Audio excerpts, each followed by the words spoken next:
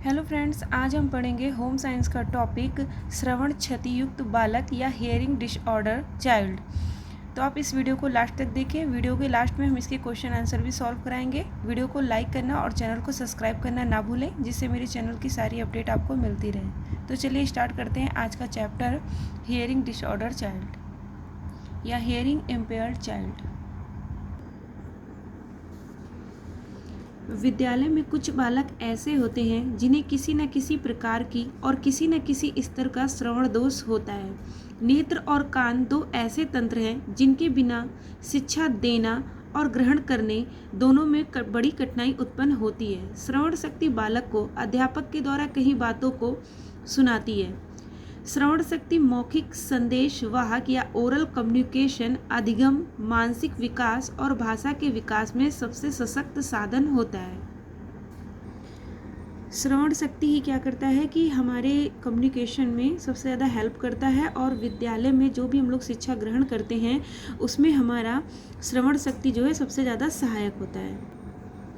श्रवण क्षतियुक्तता के कारण क्या क्या हो सकते हैं जिस वजह से ये दोष उत्पन्न होता है। पहला है कि जन्म से पूर्व और जन्म के समय के कारण। श्रवण क्षतियुक्तता कुछ बालक में जन्मजात होती है। इसके पीछे जो कारण कार्य करते हैं वो इस प्रकार है। पहला है जेनेटिक काजेस, जिसे जननिक कारक कहते हैं। श्रवण संबंधी दोषों का एक प्रमुख कारण आनुवंशिकता है। यह साधारणतः देखा जाता है कि जिन बालकों के माता पिता बहरे होते हैं उन्हें यह श्रवण दोष होता है। सेकंड है जर्मन खसरा। 1980 में जर्मन खसरा महामारी के रूप में फैला। यह देखा गया कि जो गर्भवती माताएं इस बीमारी से पीड़ित हुईं उनकी संतानें श्रवण क्षतियुक्त हुईं। इससे चिकित्सकों ने यह निष्कर्ष निकाला कि जर्मन खसरा श्रवण विकलांगता का एक कारण है। थर्ड है गर्भावस्था में श्रवण क्षतियुक्तता।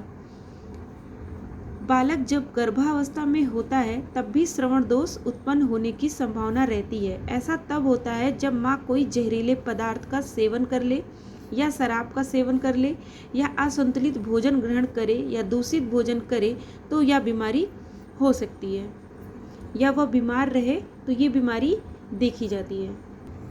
फोर्थ है प्रीमेच्योर डिलीवरी या असामयिक प्रसव। प्रीमेच्योर डिलीवरी में भी क्या होता है कि श्रवण दोष उत्पन्न करता है। यह अभी निश्चित रूप से नहीं कहा जा सकता है कि असामयिक प्रसव इसका कारण है या वे कारण हैं जो असामयिक प्रसव कराते हैं। 5 है असुरक्षित प्रसव, अनसेफ डिलीवरी। यदि प्रसव के समय रक्त प्रवाह अधिक हो जाए या रक्त का विकृत संचार हो, ऑक्सीजन का अभाव हो तो बालक के श्रवण यंत्र कुप्रभावित हो सकते हैं। सेकंड आता है जन्म के पश्चात के कारण। ये क्या था कि जन्म के समय या जन्म के पहले के कारण है, ये है कि जन्म के पश्चात के कारण है। बहुधा ऐसा देह होता है कि बालक जन्म के समय समान होता है परंतु विकास के क्रम में बाद में वह श्रवण दोष से युक्त हो जाता है। ऐसा निम्नलिखित कारणों से होता है, जैसे कोई किसी बीमारी के कारण। इसमें से जो बीमारियां जो श्रवण दोष उत्पन्न करती हैं, इन बीमारियों के नाम इस प्रकार हैं, जैसे कनफड़ा, मम्स कहते हैं, खसरा, मीजल्स कहते हैं, चेचक है, मोतीझरा टाइफाइड जिसे कहते हैं, कुकर खांसी, वुफिंग कफ, कान में मवाद, पस इन ईयर, इन सब कारणों से भी बच्चों में श्रवण दोष देखा जाता है। सेकंड है ये बीमारी था, ये सारी बीमारियां हो गई। सेकंड है दुर्घटना। कोई दुर्घटना भी श्रवण तंत्र को हानि पहुंचा सकती है जिससे श्रवण दोष उत्पन्न हो सकता है। किसी लकड़ी या पिन से कान का मैल निकालते समय भी बालक अनजाने में कर्ण पटल या इंटरनल ईयर मेम्ब्रेन को नुकसान पहुंचा देते हैं। हाई साउंड या उच्च ध्वनि, कभी जोर का धमाका कर्ण पटल को फाड़ देता है। इस प्रकार निरंतर उच्च ध्वनि को सुनते रहने से कान उच्च ध्वनि को ही पकड़ पाते हैं। सामान्य व धीमी गति से बोले गए शब्द कान भली प्रकार नहीं सुन पाते हैं। इस प्रकार उच्च ध्वनि श्रवण दोष उत्पन्न करती है। एज है, वृद्धावस्था में शारीरिक तंत्र जो है कमजोर पड़ने लगता है, अतः सुनाई भी कम पड़ता है। यह कारण बालकों पर लागू नहीं होता है क्योंकि उनका शारीरिक विकास, क्योंकि उनका जो शरीर विकास करता है ना कि क्षीण होता है।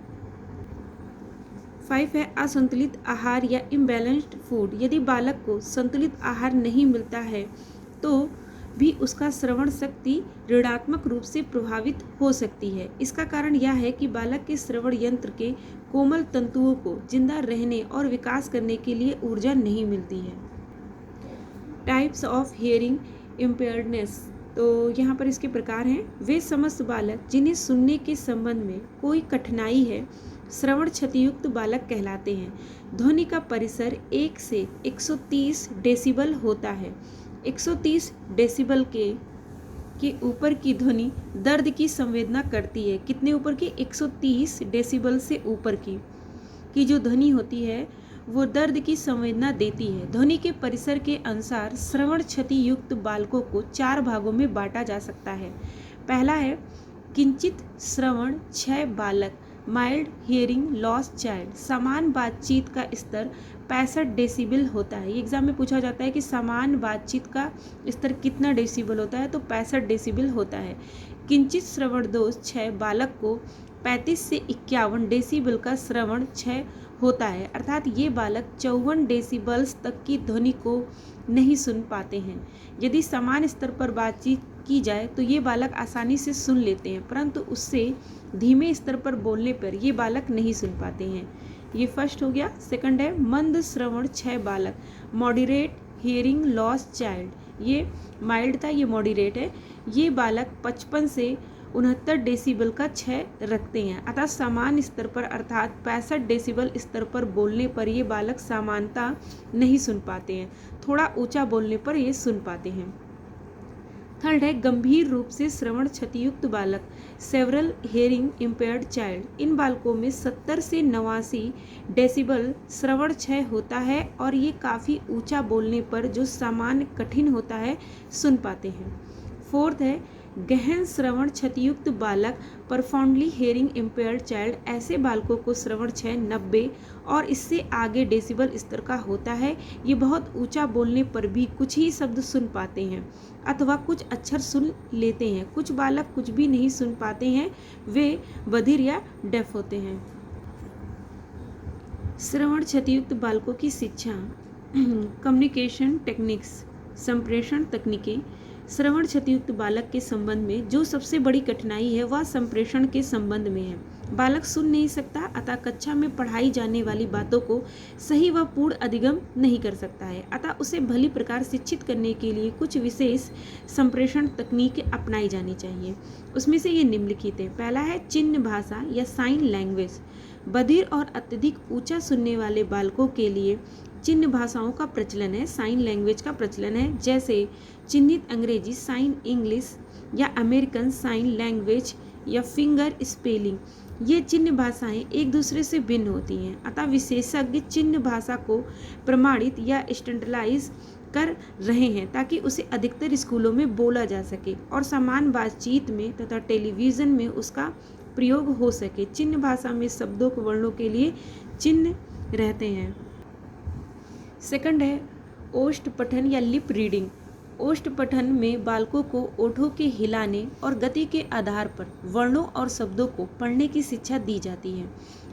लिप रीडिंग की कुछ विशेष कमियां हैं, जैसे ये कि एक बधिर बालक एक समान गति से बोले गए वाक्य को केवल 25% ही समझ सकता है। कुछ ध्वनियों को उच्चारित करते समय लिप रीडिंग लगभग समान गति से हिलते हैं, जैसे पी है, बी है, एम है, ए है, के ए टी।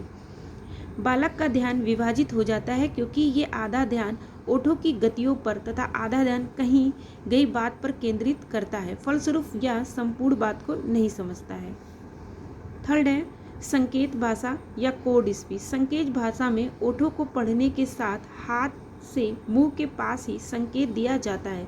संकेत उसी भाषा के होते हैं जिससे कि बोला जाता है। संकेत भाषा के लाभ ये हैं, इसमें उसी व्याकरण का प्रयोग होता है जो बोली जाती है। इसमें बालक आसानी से सुनने वाले भागों के साथ संप्रेषण भी कर सकता है। फोर्थ है टच मेथड। इसमें स्पर्श के द्वारा कही गई बात को समझने का प्रावधान होता है। स्पर्श टच मेथड हो गया। गति मेथड, मूवमेंट मेथड। इसमें शरीर से विभिन्न गतियां करवाकर बधिर बालकों के संप्रेषण में सहायता दी जाती है। प्रवर्धक प्रयोग या यूज ऑफ एम्पलीफायर्स। ध्वनि प्रवर्धक यंत्रों का प्रयोग भी संप्रेषण के लिए किया जाता है, परंतु यह केवल उन बालकों के लिए उपयोगी सिद्ध हो सकता है जो सामान्य से थोड़ा ऊंचा सुनते हैं। बधिर बालकों के लिए यह जो है बेकार है। श्रवण क्षतियुक्त बालकों को शैक्षिक सुविधाएं या education facility for hearing impaired childrens. श्रवण क्षतियुक्त बालक को दिन प्रतिदिन की क्रियाकलाप भली प्रकार से करने में सहायता देने के लिए कुछ विशेष सुविधाएं दी जानी चाहिए। ये सुविधाएं उनके ज्ञान को निश्चित रूप से विकसित करेगी। फर्स्ट है दृश्य श्रव्य संकेत सामग्री श्रवण क्षतियुक्त बालक के लिए अत्यंत लाभदायक सिद्ध हो सकती है। जैसे टेलीफोन में ध्वनि प्रवर्धक या साउंड एम्पलीफायर लगाने से बालक टेलीफोन पर बातचीत कर सकते हैं। टेलीफोन में लगी टिमटिमाती या ब्लिंकिंग रोशनी बालक को टेलीफोन घंटी को सूचना दे सकती है। आजकल बालकों के लिए टेलीफोन, टाइपराइटर और कंप्यूटर TTY यंत्र बनाया गया है। इसमें टेलीफोन पर वार्ता टाइप होकर स्क्रीन में दिख जाती है। इससे बधिर बालक टेलीफोन पर वार्ता कर सकते हैं। इस प्रकार के अन्य यंत्र भी विद्यालयों में उपलब्ध कराए जा सके तो वे श्रवण क्षतियुक्त बालकों के लिए अत्यंत लाभदायक होगा। सेकंड है वीडियो टेप्स का प्रयोग भी लाभकारी सिद्ध होगा। थर्ड है फिल्म का प्रयोग किया जाना चाहिए। फोर्थ है अनुशीर्षक या कैप्टन प्रोग्राम जो टेलीविज़न पर दिखाए जाते हैं वे भी और प्रभावशाली होने चाहिए। तो यहाँ पे कैप्शन प्रोग्राम जो टेलीविज़न पर दिखाए जाते हैं वे भी ज़्यादा प्रभावशाली होते हैं। कक्षा कक्ष में समूह श्रवण सहायक जैसे ग्रुप हियरिंग एड्स उन सभी बालकों को प्रदान किए जाने चाहिए जो किसी भी प्रकार की श्रवण क्षतियुक्तता से पीड़ित हैं। इन सब सहायकों को एक ही प्रवर्धक होता है। 6 है श्रवण सहायक बंदी या हियरिंग एड्स वेस्ट तथा ध्वनिक कान या फोनिक ईयर का प्रयोग किया जाना चाहिए। टेप रिकॉर्डिंग में अध्यापक का व्याख्यान टेप करके श्रवण क्षतियुक्त बालकों का दिया जाना चाहिए ताकि समय मिलने पर सुविधा अनुसार वे अपनी गति के अनुसार पाठ समझ सकें। 8 है अध्यापक के द्वारा यदि ओवरहेड प्रोजेक्टर का प्रयोग किया जाता है तो यह अत्यंत अच्छा होगा। श्रवण क्षतियुक्त बालकों को अजायब घर, ऐतिहासिक इमारतें, प्रसिद्ध स्थल या मील आदि सूचनाप्रद स्थानों में घुमाने अवश्य ले जाना चाहिए और प्रत्येक बालक का ध्यान विशेष वस्तुओं की ओर आकर्षित किया जाना चाहिए। वस्तुनिष्ठ प्रश्न है, सत्य और असत्य पे टिक लगाना है। श्रवण क्षतियुक्त बालकों को चिन्ह भाषा और संकेत भाषा के द्वारा शिक्षा दी जाती है या कथन सत्य है। सेकंड है असामयिक व असुरक्षित प्रसव के कारण अधिकांश बच्चे श्रवण क्षतियुक्त हो सकते हैं, तो यह भी कथन आपका सत्य है। थर्ड क्वेश्चन है बढ़ती उम्र के साथ वृद्धावस्था में शारीरिक तंत्र कमजोर पड़ने पर कम सुनाई पड़ता है, यह भी कथन आपका सत्य है। फोर्थ है श्रवण क्षतियुक्त बालकों को समान बालकों के साथ शिक्षा दी जा सकती है, तो यह असत्य है। रिक्त स्थान की पूर्ति कीजिए। किंचित श्रवण क्षय बालकों को 35 से 51 डेसिबल्स का श्रवण क्षय होता है। इन्हें कहा जाता है कि माइल्ड हियरिंग लॉस चाइल्ड। ये किंचित श्रवण क्षय बालक को कहा जाता है कि माइल्ड हियरिंग लॉस चाइल्ड। 6 है गहन रूप से श्रवण क्षतियुक्त बालकों का श्रवण क्षय 90 और इससे आगे पूर्ण बधिर होता है, 90 डेसिबल।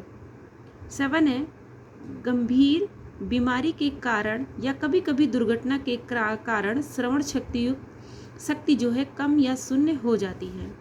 8 क्वेश्चन है श्रवण क्षतियुक्त बालक वे होते हैं जिन्होंने बोलने से पहले ही श्रवण शक्ति जो है खो दी है। 9 क्वेश्चन है श्रवण क्षतियुक्त बालकों की शिक्षा निम्न में से किसके द्वारा नहीं दी जा सकती है, तो संकेत के द्वारा दी जाती है, चिन्ह के द्वारा, ओट के द्वारा, लेकिन संगीत के द्वारा नहीं दी जा सकती है। 10 है श्रवण क्षतियुक्त बालकों की शैक्षिक सुविधाओं में वीडियो टेप्स सुनने की जो मशीन होती है और वीडियो टेप्स हैं और फिल्म का प्रयोग किया जा सकता है, तो ये असत्य है। यहाँ पे hearing disorder children's chapter complete हुआ। नेक्स्ट वीडियो में हम दृष्टि असक्षम बालक विजुअल हैंडीकैप्ड चिल्ड्रंस क्या पढ़ेंगे। Thank you.